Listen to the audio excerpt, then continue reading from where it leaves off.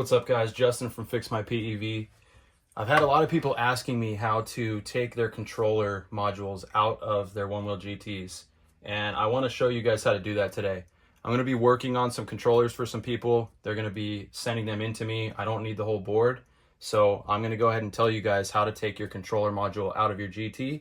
That way you can go ahead and ship it or do whatever you really need to do with it. This isn't just for those people.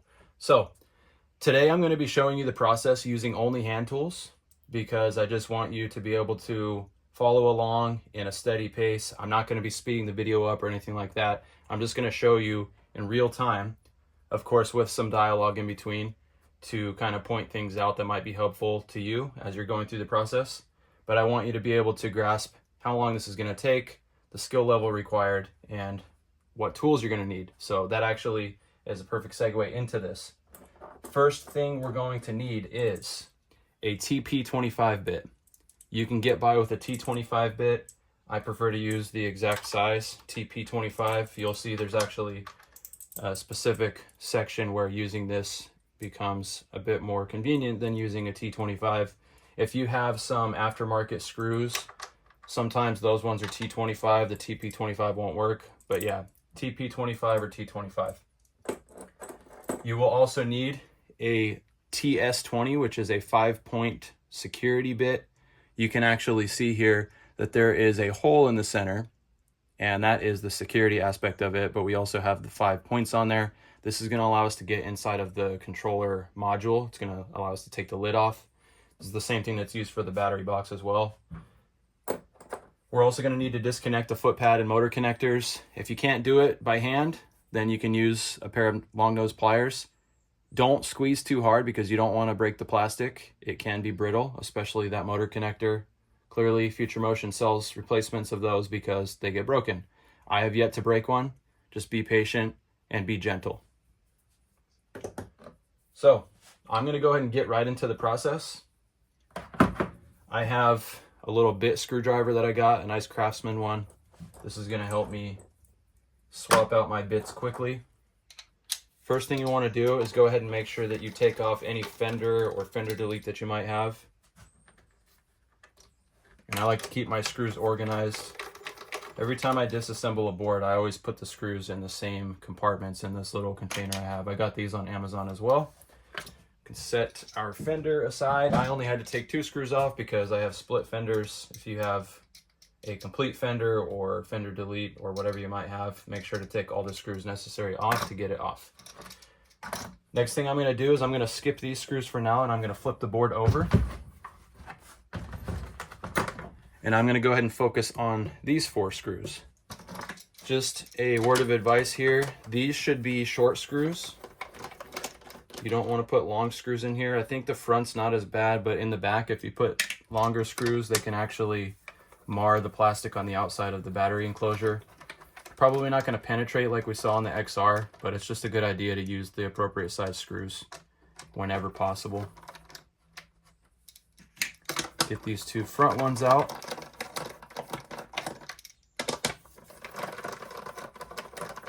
And this is where I said the TP25 comes in handy. Since it's the appropriate size, I can actually get a little bit of grip on the screw as I drop it into oblivion. That's not what I was trying to show you, but I'll do it right with this one. Get this one out of here, and then we can go ahead and put that there. I will have to retrieve that other screw after the video. If I can't get that one, I have replacements. But we're going to go ahead and take the bumper off now, set that aside. And the first thing I'm going to do here is I'm going to go ahead and skip these 2 screws on the underside of the foot pad, and I just want to get these connectors off first. So I'm going to try by hand, getting the foot pad connector off, pull that away. And then the motor connector, this is the one that's kind of fragile. So if you're using the long nose pliers, do not squeeze this very hard. Just go enough to get it slightly loose, and then do it by hand the rest of the way. And then just pull away from the controller. If you do have a cable retainer clip in your board, you will have to take that out. If it's a Tech Rails one, unfortunately, you're going to have to take the rail off of the side where the motor connector is at. It's not able to come out otherwise because it locks in to the controller and it kind of blocks you in that way. If you have a float life one, you can take it off with a convenient access screw that they've put in there. That's a really neat design. So moving on here, I am going to go ahead and take these other screws out. I like to support the foot pad from the bottom as I do this. Don't want to put unnecessary strain on the plastic mounts on the top side of the rails here. So I'm going to go ahead and keep that supported.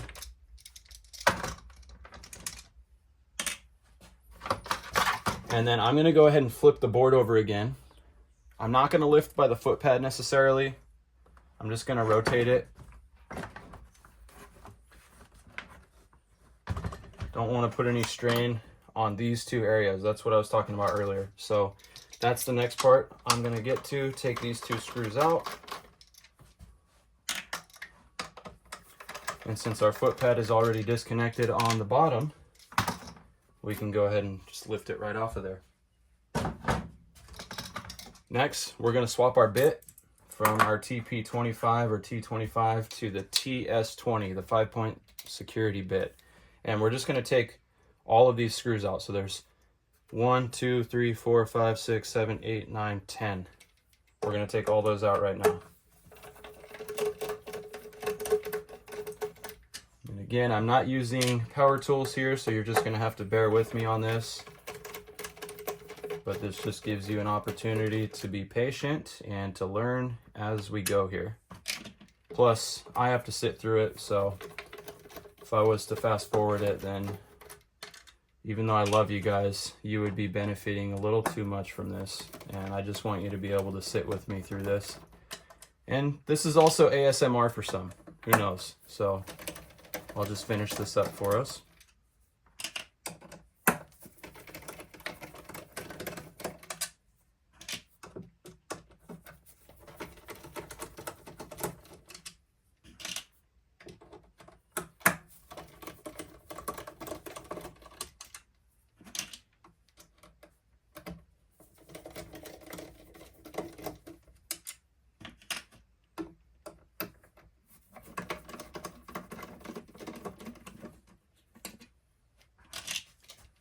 All right, so that was the last one there. We can go ahead and lift our controller cover off.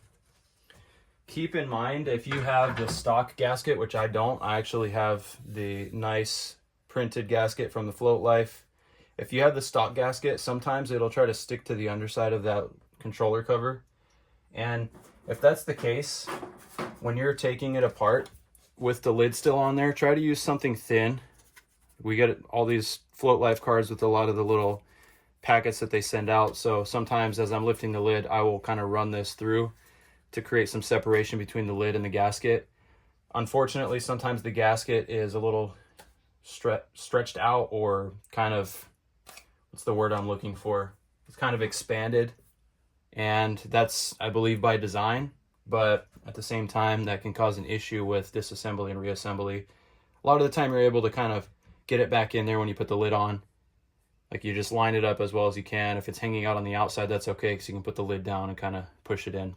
But that's just something to watch out for. So the next thing we are going to do is we are going to disconnect our XT60 here. I like to push from about here. Hopefully you can see that. I like to push on there, and I also like to lightly pull on the wires, very lightly. I'm not yanking on the wires, I'm just helping it guide a little bit. I don't want it to pop out crazy fast, but there you go. So that's out. And then you also want to disconnect this little data connector here. Just squeeze the tab and pull straight up. If it's not coming out, squeeze the tab more, make sure that you've got it fully depressed or pressed in. I think depressed is the opposite. You get what I'm saying. Squeeze it fully and then just make sure that it comes out of there. I have some additional wires in here that's for a completely different thing, so you guys can disregard those. But the next thing we're going to do is we are going to locate this cable gland, and we need to loosen this, because that's actually what we're going to pull out of here. So I want to go ahead and loosen this. If you can't get it by hand like I'm doing right now, then you might need to get some pliers or something like that. And this is actually a little tight in there, so I might want to use my long nose pliers or something else to get that out of there. Let me at least get this started. There we go. Get that.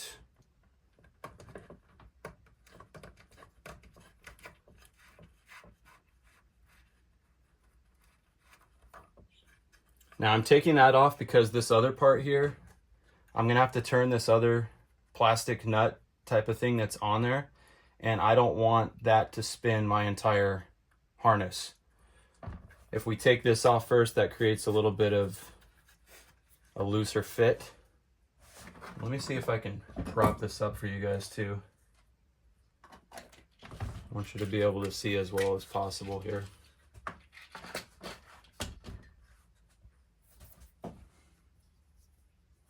Still kind of hard for you to see. So, 1 second. I can raise this up higher potentially.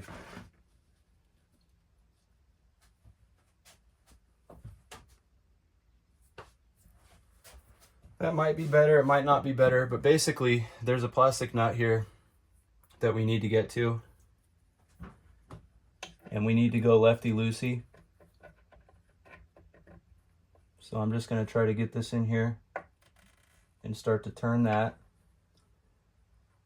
Same thing goes for this. Once you get it loose to where you think you can get it by hand, then we can go ahead and move to that. But I need to just get this rotated a few times here before that's going to be possible. Honestly, I think this is the first time I've ever taken my GT apart this far. I've done this on pints a bunch of times, but I might still need a little bit more.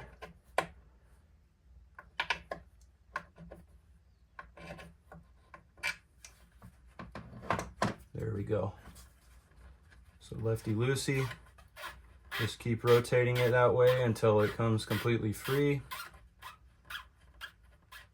There is a little O-ring on there. Make sure you don't lose that or that it doesn't come off anywhere. There we go. So that is completely loose now.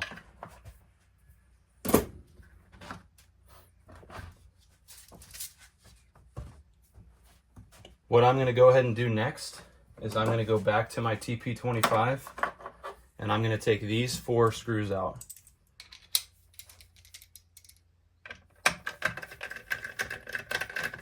Keep in mind this does get pulled up flush with the rail, so actually I'm going to do the 2 back ones last. This gets pulled up flush with the rail, so as you're doing this you might want to hold it steady just to make sure it doesn't slide around too crazy in a way that you don't want it to.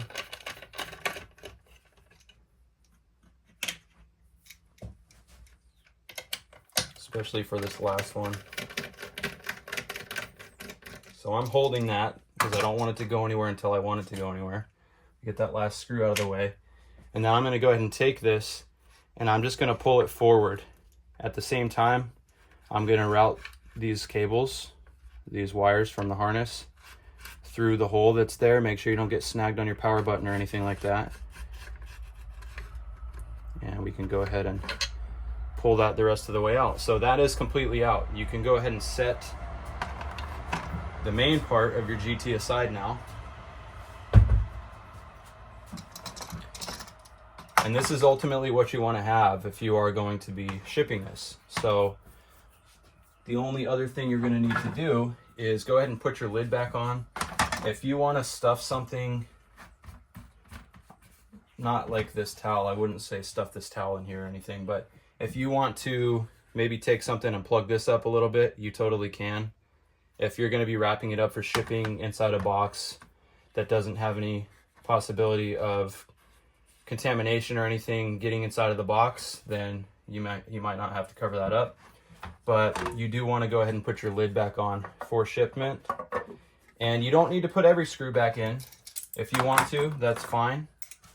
But I would say that you at least need, like at the very least, I would say put 2 in. You just want to keep this closed.